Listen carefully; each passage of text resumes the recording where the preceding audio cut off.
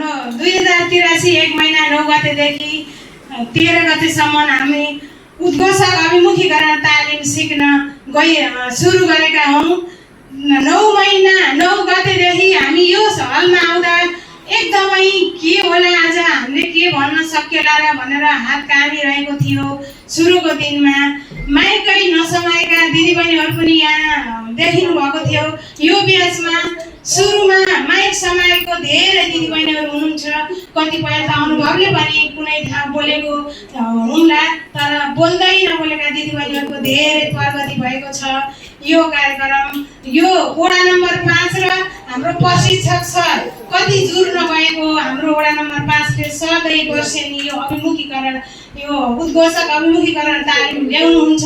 उहाँलाई धेरै धेरै हाम्रो अध्यक्षज्यूलाई धेरै धेरै धन्यवाद दिन चाहन्छु। किन भन्दा अध्यक्षज्यूले हामीलाई बजेट छुट्याउनु भएको थियो, बल्ल प्रशिक्षकज्यूलाई बोलाउन सकियो। जब अध्यक्षज्यूले यो वडा कार्यालयले हामीलाई बजेट छुट्याउन नसकेको भए प्रशिक्षकज्यूलाई ल्याउन सकिने थिएन। त्यसैले सुरुमा मैले अध्यक्षज्यूलाई धन्यवाद दिन चाहन्छु। किन भन्दा चुलो चौकोमा सीमित भएका महिलाहरूले यसरी आएर 5 दिनसम्म अनुशासित रूपले आफ्नो एउटा कला देखाउन सफल भएका छौँ। सुरुमा नाम परिचय भन्न नसक्ने व्यक्तिहरू दोस्रो दिन स्वागत मन्तव्य भन्न सक्ने भयौँ।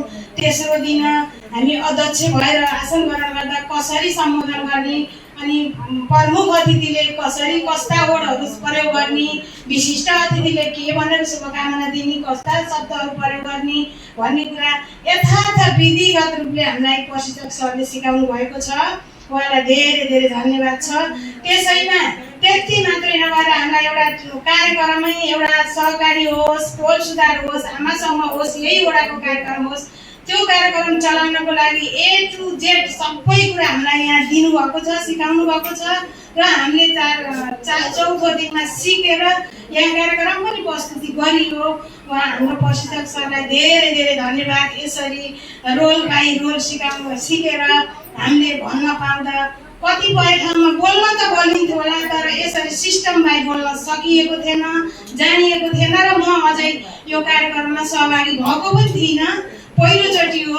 अनि त्यसै अन्धधुन्ध चरालाई गिटी हाने जस्तो गरेर बोलिन्थ्यो भने सिस्टमको रूपले बोल्नलाई तालिमै चाहिँदो रहेछ भन्ने हामीले अनुभव गऱ्यौँ।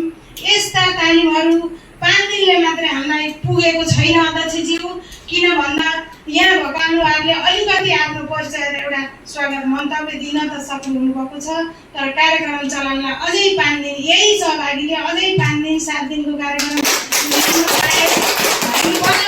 केही कार्यक्रममा ढुक्काका साथ चलाउन सक्छौँ।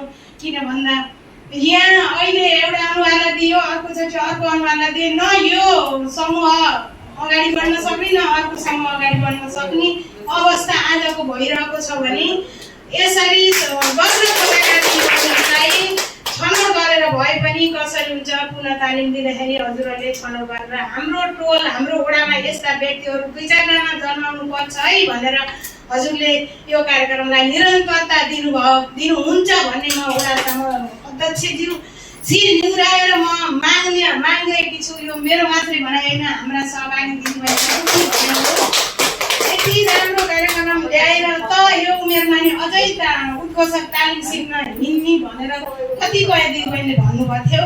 तर म मेरो टोलमा कसैलाई उपस्थित गराउन नसकेर म सचिव सरलाई भनेर सर कोही पनि आउनु भएन भन्दा हजुर आउनु न त भनेर म आएँ। तर एकदम यो खोजेर उमेरले छेक्दैन, छेक्दो रहन्छ, उमेरले नछेकेको कार्यक्रम रहेछ यो। मान्छे कत्रो सांसदमा जाँदा पनि किताब हेरेर बिराएर बोलेका छन् भने हामी त ढुक्कका साथ आज बोल्न सक्ने भएका छौँ। यस कार्यक्रम ल्याएकोमा यस वडा नम्बर 5 को वडा अध्यक्ष, वडा सचिव, यो वडा नम्बर 5 को कार्यालय सम्पूर्ण परिवारलाई धेरै धेरै धन्यवाद दिँदै र हाम्रो चित्र सरले अब यो मोबाइलको सिस्टमबाट हिजो निकाल्नु भयो। जहाँसम्म मैले त अझै त्यति पर्फेक्ट भएको छैन, तर पनि हुँदै जान्ला सिकमलाई यहाँ धेरै साथीहरूले त कति फाइदा लिनु भयो नि त। एक्स्ट्रा फाइदा हो यो हिजोको काम भनेको। यस्ता कुराहरू अझै यो मोबाइलबाट सिस्टम एकचोटि कहिले आएको थियो हामीले थाहा पाइएन, यस्ता अझै 2-3 दिन पनि ल्याउनु भयो। मोबाइल ब्याङ्किङ गर्ने कार्यक्रमहरू यस्ता आयो भने पनि हाम्रा दिदीबहिनीहरूलाई हामीलाई सहज हुन्छ, किनकि अहिले यो डिजिटलको जमाना आयो, मोबाइलबाट कारोबार गर्ने बेला आएको छ। त्यसैले यो अझै दुई दिनको 3 दिनको यस्ता कार्यक्रम राखिदिनु भयो भने यस्ता हाम्रा चुला चौकाका दिदीबहिनीहरूलाई धेरै फाइदा हुने थियो। हाम्रो अध्यक्षज्यूलाई मैले यो कुरा राखेँ भन्दै धेरै बोल्न त धेरै थियो, धेरै बोल्न भएन समयको बावजुद। यस ओडालाई र हाम्रो प्रशिक्षक सरलाई धेरै धेरै धन्यवाद दिँदै यस्ता कार्यक्रममा फेरि पनि हजुर तपाईँ हाम्रो भेट हुनेछ, भेट गराउनु हुनेछ भन्दै म यस मञ्चबाट मेरा भनाइहरू यही अन्त्य गर्दै बिदा हुन्छु। हस्त नमस्कार, हजुरको दिन शुभ होस्।